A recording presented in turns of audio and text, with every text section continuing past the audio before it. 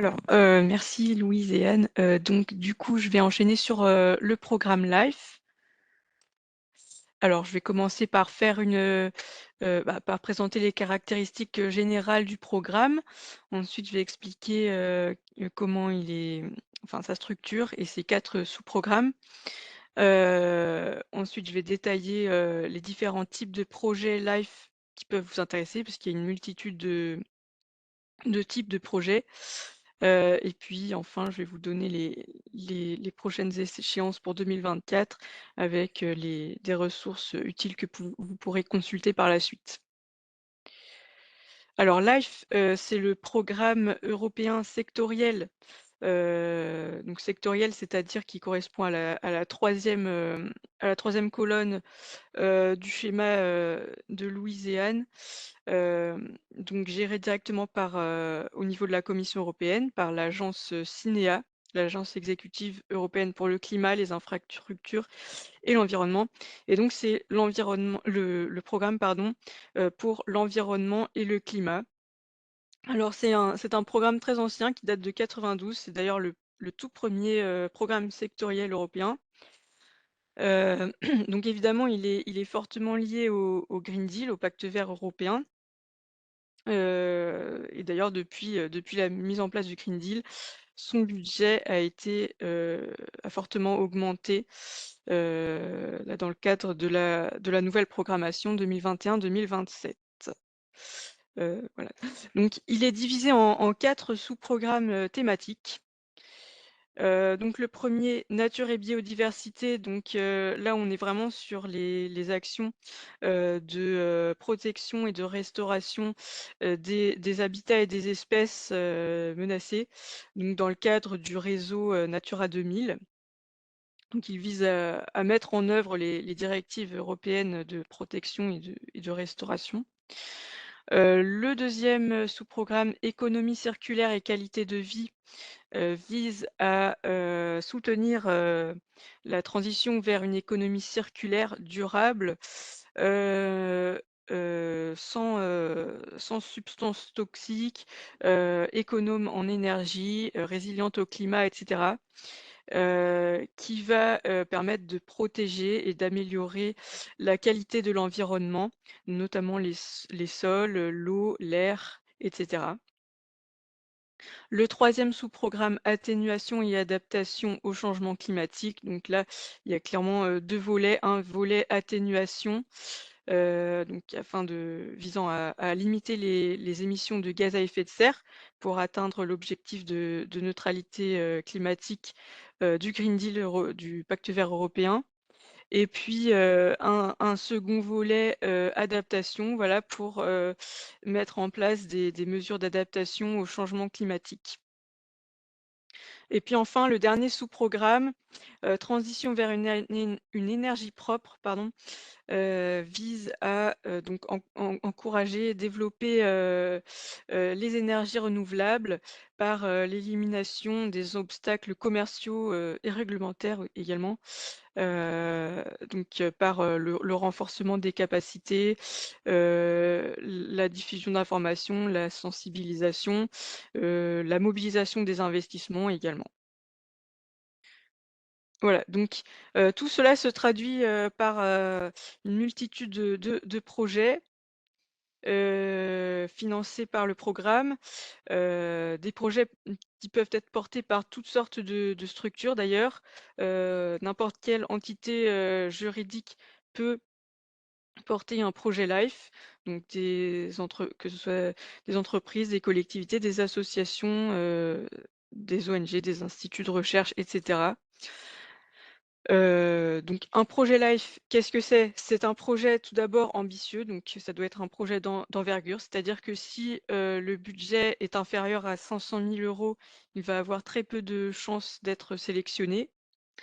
C'est également un projet innovant. Il doit absolument, apporter quelque chose de nouveau. C'est-à-dire que si votre projet vise, uniquement entre guillemets à financer, des travaux ou l'installation de panneaux photovoltaïques par exemple, ça ne va pas du tout suffire. Et d'ailleurs les coûts d'infrastructure doivent être limités, dans votre budget. qui doit, être constitué majoritairement de coûts d'ingénierie. Votre projet doit être proche du marché, c'est-à-dire que ce n'est pas un projet de recherche. Il y a d'autres programmes qui financent de la recherche comme Horizon Europe, principalement. Mais voilà, là, on est sur des projets de démonstration, d'expérimentation, des projets pilotes, voilà. Et puis, il doit y avoir une plus-value européenne, c'est-à-dire que, votre projet non, il faut expliquer dans dans le dossier comment votre projet va pouvoir être reproduit dans d'autres pays européens, et comment il s'inspire d'autres projets européens. Voilà. Heu, donc il y a tout un tas de types de projets, LIFE. Donc la grande majorité des projets LIFE sont des SAP, des projets d'action standard. Donc ce sont des projets, qui vont viser à tester des solutions innovantes, que ces solutions soient technologiques ou non. Ça peut être des du test de nouveaux procédés, par exemple. Heu, donc il n'y a pas d'obligation de partenariat pour ces projets. C'est-à-dire que, votre structure, votre association peut tout à fait, déposer et porter un projet, seul, sans partenaire. Ce n'est pas un critère, mais vous pouvez également choisir de vous associer à des partenaires, en France ou dans d'autres pays européens, si cela apporte une plus-value à votre projet. Le budget moyen d'un projet SAP est de 1,5 million d'euros. Ça peut être un peu plus, un peu moins. Et puis, ces projets sont cofinancés par le programme LIFE à hauteur de 60 pour la plupart des projets. Ça peut être un petit peu plus pour les projets nature et biodiversité. Et puis, ce sont des projets qui durent en moyenne 3 à 5 ans. Voilà, ensuite nous avons les projets stratégiques. Donc vous allez avoir, une illustration, avec un bel exemple, avec le projet Anthropofène, tout à l'heure.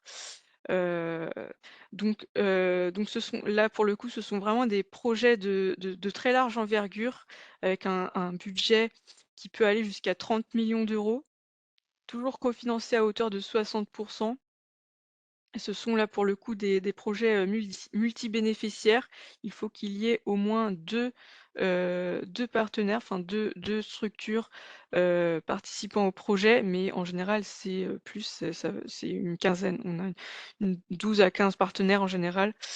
Et puis, l'objectif c'est de, mettre en œuvre en fait, des plans d'action, des stratégies au niveau régional, transrégional, national ou transnational, qui vont permettre de mettre en œuvre en fait, les objectifs et priorités de l'Union européenne en matière de nature, pour les SNAP, les projets stratégiques de protection de la nature, de biodiversité, d'environnement, de climat ou d'énergie pour, les autres projets qui s'appellent, les SIP, les projets stratégiques intégrés. Donc, dans le cas d'Anthropofène, c'est un autre nom, puisque il me semble que c'est un projet intégré, pardon, puisque c'est un projet issu de la précédente programmation, mais, globalement, donc les caractéristiques, restent les mêmes pour les projets stratégiques. Et voilà, après ce sont des projets, qui durent, plus longtemps que les SAP, hein. En général, on est sur des projets de 5 à 10 ans, voire un peu plus. Ensuite, on a les CSA, les actions de coordination et de soutien, qui ne concernent que le quatrième sous-programme, transition vers une énergie propre. D'ailleurs, ce sous-programme, ne se traduit que par des CSA. Hem, donc là, pour le coup, il s'agit de projets, multibénéficiaires, collaboratifs, transnationaux. C'est-à-dire qu'il va falloir vous associer avec, des structures dans d'autres pays et puis, les projets doivent répondre à des appels à projets très précis, définis par Cinéa. Donc voilà. Ils sont cofinancés à hauteur de 95 et voilà, tu peux passer à la suite, Louise. Et puis enfin pour terminer, il existe des subventions de fonctionnement pour les associations et ONG de protection, de l'environnement d'échelle européenne. Donc la demande se fait, pour une durée de 3 ans et donc c'est une subvention qui va financer, certains coûts opérationnels et administratifs, de l'association. Voilà. Et puis pour terminer donc, pour 2024, les appels à projets vont être publiés le 18 avril avec un dépôt, prévu entre septembre et novembre selon l'appel à projet, selon le type de projet. Donc, un projet live, ça se prépare, il faut beaucoup de temps pour préparer un projet live. Donc, ce qui veut dire que si vous avez une idée de projet, il faut s'y mettre dès maintenant. Donc là, je vous ai mis quelques liens utiles que je vous invite à consulter, avec attention. Donc le site du programme, il y a une page, française, au ministère de la Transition écologique qui est très bien faite. Hem Avec, je vous ai mis le webinaire, d'information de 2023. Donc globalement, il y a pas beaucoup de enfin vous voilà, vous pouvez le regarder puisque les appels ne changent pas beaucoup d'une année à l'autre. Et puis, vous pouvez, consulter aussi la chaîne YouTube puisqu'il y a pas mal de vidéos très intéressantes. Voilà et puis enfin, voilà, moi je suis disponible pour vous aider, dans la démarche. Là, vous avez mon contact. Merci Héloïse. Et il y a aussi également un dispositif régional aussi que tu suis et Mmh. qui est le FRAP et qui permet aussi d'accompagner, les porteurs, intéressés, dans le montage de leur dossier, c'est ça? Oui, tout à fait, le FRAP donc qui c'est un dispositif, régional qui nous permet de mobiliser, des consultants que nous avons, sélectionnés dans le cadre d'un marché. Donc c'est complémentaire à notre accompagnement, au sein de à la région. Mais ils peuvent, voilà, vous aider à construire votre projet. C'est un accompagnement un peu à la carte selon vos besoins, mais il faut pas hésiter à en faire la demande.